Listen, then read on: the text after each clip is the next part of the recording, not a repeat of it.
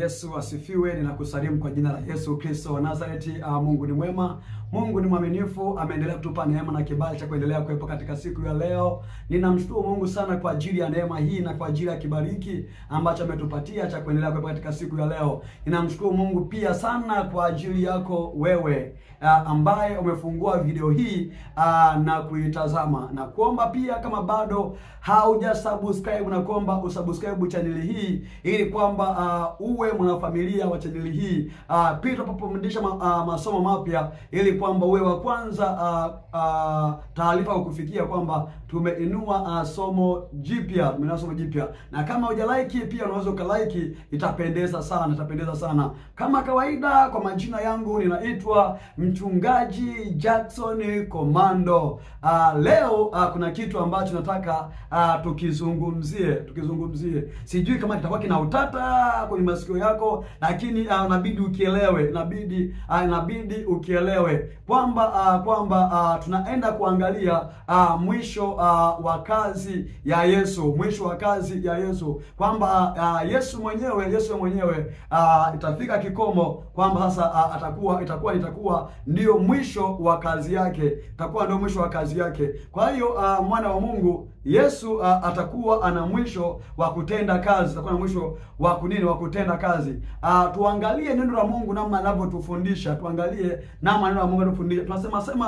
tunazungumzia sana mambo ya kinabii, yani mambo yajayo, mambo ambayo ni mambo yajayo. Tumejikita sana kusemea mambo hayo ili kwamba tuendelee kupata maarifa na uelewa, ili kwamba uweze kuelewa. Tunampenda Yesu ni mzuri, ametuokoa, ametupigania, anaendelea kutusaidia.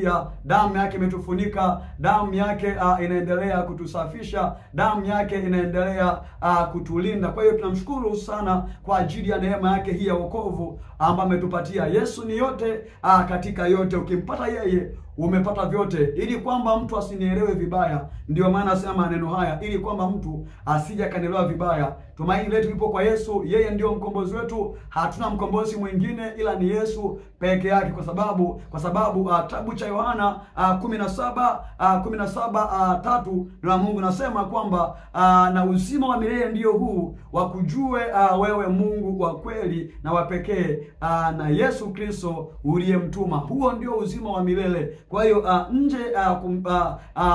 usipomjua Yesu huwezi ukaona uzima wa milele, kwa sababu yeye pia ndiyo njia ya kweli na uzima. Lakini kwa mujibu wa neno, kuna muda sasa akishamaliza kazi yake, shetani akishatupwa kwenye ziwa la moto, dunia imekishakuwa shwari, maadui zake ameweka chini ya miguu yake, wote hawana kazi tena. Sasa na yeye atakabidhi madaraka, hasa na yeye awe chini ya Mungu ambaye ndio Mungu wetu, kwa mujibu wa neno la Mungu, kwa mujibu wa neno la Mungu. Kwa hiyo tusome neno la Mungu kwa kitabu kile cha Wakorinto wa kwanza, sura yake ni ya 15, mstari wake ni wa 24 mpaka 28. Wakorinto wa pili, kitabu cha Wakorinto wa pili. Huu ni waraka wa Paulo kama alivyoandikia Wakorinto, waraka wa Paulo kama alivyoandikia Wakorinto. Wakorinto wa kwanza sura ya 15 mstari wake ni wa 24 mpaka 28. Neno la Mungu nasema hivi, mwana wa Mungu, sikia ili kwamba upate uelewa, upate ufahamu. Inasema hivi: hapo ndipo mwisho atakapo mpa Mungu Baba ufalme wake, utakapo batilisha utawala wote na mamlaka yote na nguvu. Maana sharti amiliki yeye, hata awaweke maadui wote chini ya miguu yake.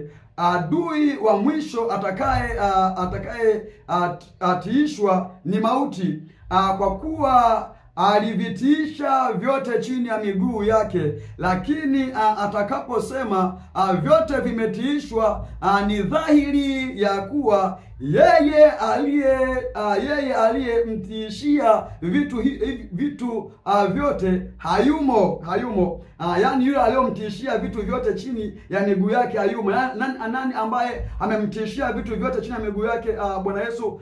Ni Mungu ambaye amemtishia vitu vyote. Kwa hiyo vitu vyote viko chini ya miguu yake, lakini yeye Mungu yeye hayupo. Yeye Mungu hayupo chini ya miguu yake. 28 anasema basi vitu vyote vikiisha kutiishwa chini yake, ndipo mwana mwenyewe naye atatiishwa chini yake yeye aliyemtiishia vitu vyote, ili kwamba Mungu awe yote katika wote. Narudia 28. Basi vitu vyote vikiisha kutiishwa chini yake, ndipo mwana mwenyewe naye atatiishwa chini yake yeye aliyemtiishia vitu vyote, ili kwamba Mungu awe yote katika wote. Kwa hiyo neno la Mungu ni hilo, mwana wa Mungu. Kwa hiyo kwa sababu hiyo tunajua kwamba baada ya vitu vyote kuisha, shetani ameshatupa motoni. Baada ya ile miaka elfu ya utawala, tayari shetani ameshikwa, amepelekwa katika ziwa la moto, na wale waliomfuata kwa matendo walimkataa kwa maneno, lakini kwa matendo wakamfuata. Na hao pia wakishatupwa kwenye ziwa la moto, na kuombea Mungu usiwe miongoni mwao. Na mimi najiombea pia Mungu anisaidie nisiwe miongoni mwa hao, wala ndugu yangu wala mtu yoyote yule anayemfahamu asiwe miongoni mwa wale ambao watakayepewa kwenye ziwa la moto. Na kuombea kwangu ni kwamba Mungu akusaidie, ili kwamba uweze kumpokea Bwana Yesu, ili kwamba akutengeneza, kusafishe, uwe safi, ili kwamba usiweze kuwemo katika ule wakati. Kwa sababu gani? Neno la Mungu nasema kwa kitabu cha Ufunuo sura yake ni ya, tusome sura yake ni ya 20, mstari wake tuanzie wa 11, ama subiri tusome kwenye 14.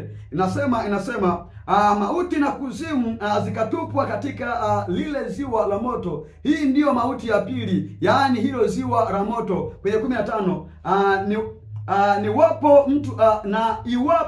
iwapo mtu yeyote hakuonekana ameandikwa katika kitabu cha uzima, alitupwa katika lile ziwa la moto. Kwa hiyo wote ambao hawajaandikwa kitabu cha uzima, wale ambao bado hawajampokea Yesu kuwa Bwana Mwokozi wa maisha yao, hao wote watatupwa kwenye ziwa lile la moto. Kwa hiyo Mungu akusaidie, Mungu anisaidie, maana duniani ni mapambano. Yako mambo mengi ambayo yatusonga, tuendelee tu kukaza msuri, tufundishe kweli ya Mungu, tusiseme uongo, tuendelee kujitenga na ubaya wa kila aina, kuweka mbali uzinzi, kuweka mbali uasherati, kuweka mbali vitu vyote ambavyo vinavyoweza kutukwamisha kuona ufalme wa mbinguni, ikiwemo chuki, kuchukia majirani, ikiwemo chuki, kuchukia mtu yoyote yule. Haitakiwi kuchukia mtu yoyote yule, usimchukie mtu awaye yote yule. Biblia inasema kwa kitabu cha Waebrania, tafuteni kwa bidii kuwa na amani na watu wote, na huo utakatifu ambao hakuna mtu atakayemuona Bwana asipokuwa nao. Tafuta kwa bidii kuwa na amani na watu wote.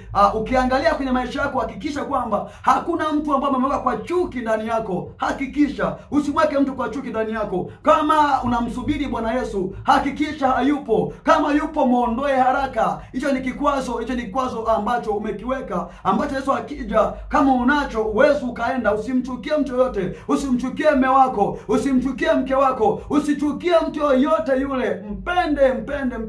Maana agizo ama amri mpya ambayo Yesu ametupatia ni upendo. Tupendane kwa kuwa yeye ametupenda. Tupendane na tutafute kwa bidii kuwa na amani na watu wote. Haijalishi mtu amekufanyia nini, amekutendea nini, wewe mpende tu. Amekuia mzazi wako, mpende tu, maana ni neno la Mungu limekwambia penda, usichukie, mpende. Na kitu ambacho tunaweza kufanya, ukimwona mtu ambaye anafanya kitu ambacho sicho, usimchukie, bali muonee huruma tu.